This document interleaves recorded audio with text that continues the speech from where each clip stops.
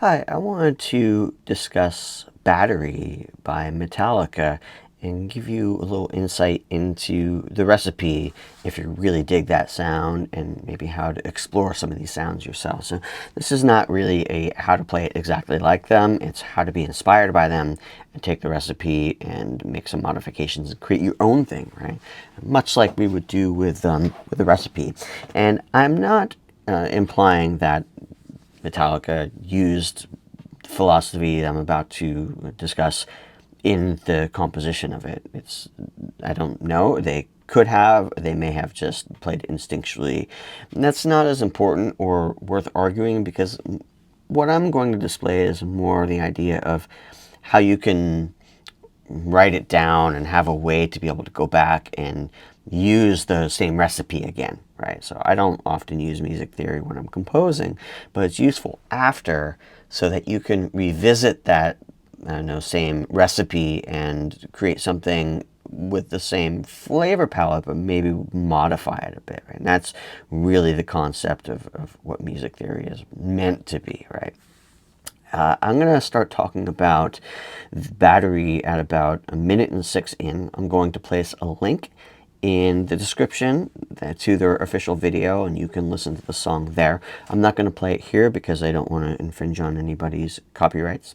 So you can go to their website and check it out. Now, what happens at minute like 106 is it's when this really fast chugging palm muted guitar comes in. There's a really cool thing that harmonically is happening there.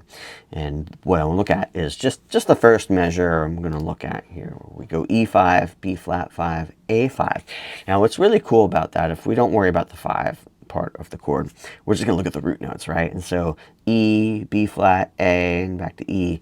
Okay, we try to think like, well, how do these fit together, right? What's the connecting tissue here? Well, the connecting tissue is the E Locrian mode. And this really is giving us an E Locrian mode sound. I wrote the E Locrian mode down below here. We have E, F natural, G, A, B flat, C, D, E, right? So the Locrian mode is 1, flat 2, minor 3, perfect 4th, flat 5th, flat 6th, flat 7th, octave, right? That is the formula for a Locrian mode. Now, you don't always have to use every note of the Locrian mode to get the Locrian sound, but there are particular colors in this that definitely make it say Locrian as opposed to Phrygian, right? The big one is the flat 5, right? And the flat 2 also helps it make it sound Locrian, but Phrygian has a flat 2. Locrian has a flat 2 and a flat 5, okay? So if you were to play, E, G, and D natural, that isn't going to scream Locrian, right? Because those 3 pitches are in a lot of the minor modes, right? But using the flat 5 or the flat 2, and definitely making sure you have the flat 5 in there, is going to say, hey, Locrian. And look what they did. They do in the root motion, right? We have E to B flat to A, and we see that's E, B flat, A, right? So it is a Locrian sound. Now, there are 2 ways we can approach harmonizing this, and we could look at and harmonize, in other words, stack notes only based on the Locrian mode. I'm going to come down here and just show you really quickly here. So if I did that same root note movement, right? E, we did B flat, and then we did A.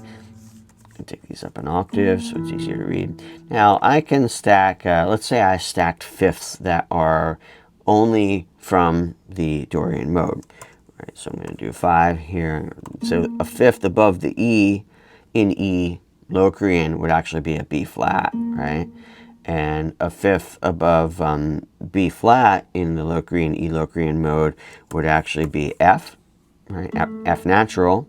So that's a perfect fifth. Now a fifth above A is E. Okay, right? But you'll notice the first one, we've got this tritone. And that's a pretty dissonant sound, which can sometimes work great for metal, right? But they decided to do something different. They decided, I'm going to take this up an octave here. They actually decided to say, well, we're just going to use the root notes from the Locrian mode, but then we're going to harmonize it, meaning put notes on top of those root notes from a different mode, or just use a fixed interval. And they chose perfect fifths. Right? So power chords, these are great in guitar because they're just very movable. You could use this parallel movement with it. So they're all perfect fifths above the root note movement from the Locrian scale. So this is a cool way to use modes. You've seen people do this in classical music and in film scores where, I don't know, sometimes the root note motion is derived from the diminished scale or various modes, but then the choice for harmonization on top of it is not derived from those modes. So there's a lot you can do with modes as opposed from just like building chords only using the notes from the mode.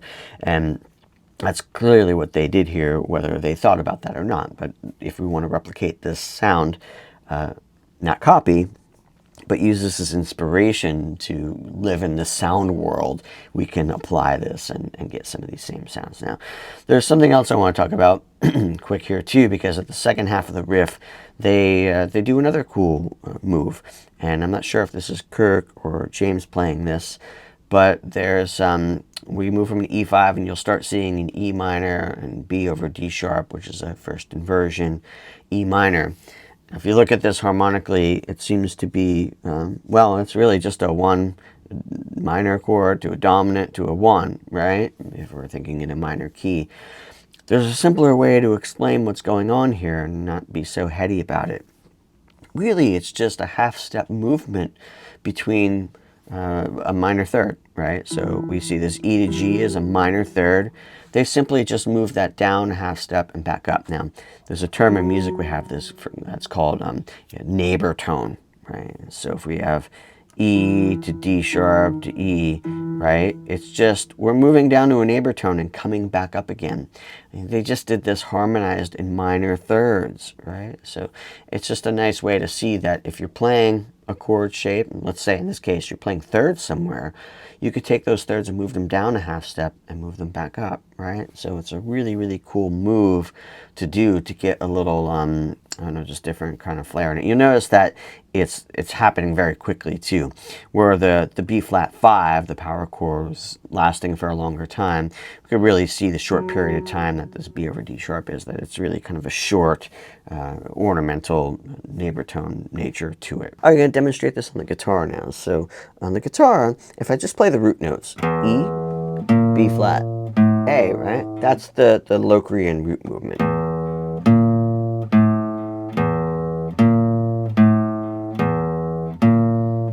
Okay, now I'm going to stack it using the notes only from the Locrian mode, which gives us the tritone on the first chord, right? And it's really dissonant, right? And I think that's why, especially in this low octave, why they chose to harmonize them with perfect fifths, right?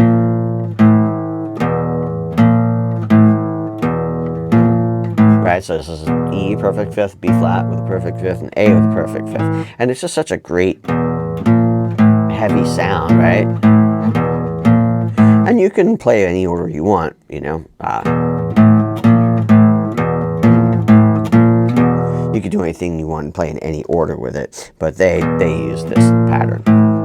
Okay, so now let's just discuss the second part that I was talking about with these neighbor tones, right? So we have E, right, and we have E and G, minor third. We just move it down to D sharp and F sharp, minor third, and back up. Right, now this really implies, right, 1, 5, 1, which is like a very classical move, E minor key, right, 1, 5, 1. Now, that's what that is, right? In this case, I really feel like it worked out that it was just this neighbor tone concept. So, you know, I'm just playing this minor third here, and I just moved it down and back, and it happens really fast, right? So, you know, it's not super functional. It's more of an ornamentation, whereas it really feels like this B flat 5, as I mentioned, is more functional. But you can experiment with this, right? So anytime you're playing a third, move it down a half step and back up, right? You're not parking the chord here. Just a quick movement. Now, there's no rules. You can do whatever you want. If you're liking this video, please subscribe to my channel and like the video, and leave some comments. I'd love to talk about music. You could also check me out at anatomyoftone.com. And until next time.